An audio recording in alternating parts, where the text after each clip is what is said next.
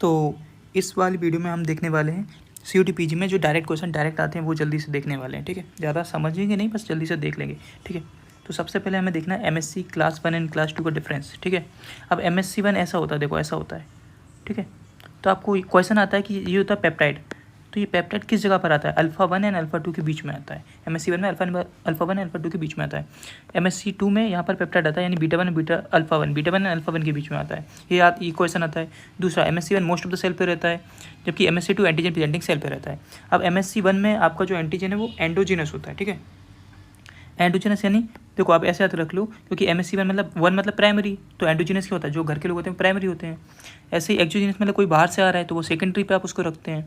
अब बाहर से आ रहा है तो उसकी हेल्प करनी पड़ेगी, तो यहाँ पर हेल्पर टी सेल होता है, यहाँ पर साइटोटॉक्सिक हो गया।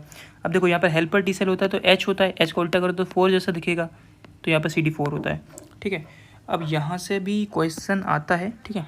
एंडोजिनस और एक्सोजिनस पाथवे, इसको जो कि आपको डिटेल में देखना होगा, मैं डायग्राम में दे दिया हूँ। एक्सोजिनस पाथवे में आप एक चीज़ ध्यान रखना कि यहाँ पर क्लिप प्रोटीन का यूज़ होता है।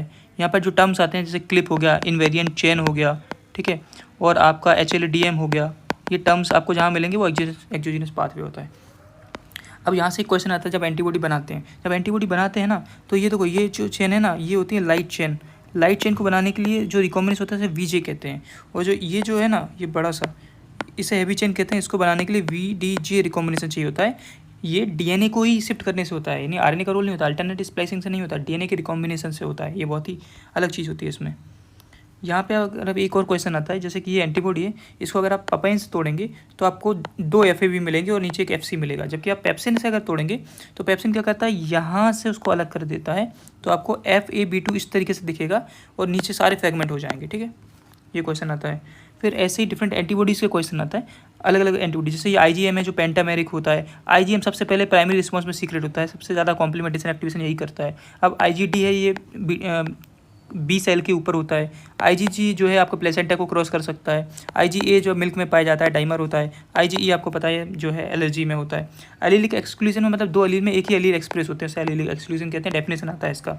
और टी सेल इंडिपेंडेंट क्या होता है, टी सेल इंडिपेंडेंट एंटीजन का मतलब होता है आपका पॉलीसेक्राइड। ये क्वेश्चन पूछते हैं, ये पॉलीसेक्राइड होता है, ठीक है। जबकि टी सेल डिपेंडेंट में आपके प्रोटीन्स होते हैं। ये क्वेश्चन आते हैं, डायरेक्ट क्वेश्चन आते हैं, इसको याद कर लीजिए, आपके बहुत सारे क्वेश्चन इसमें बन जाएंगे CUET PG में, ठीक है। Thank you guys. अगर ऐसी और वीडियो चाहिए तो आप मुझे बताना कमेंट्स में, तो मैं और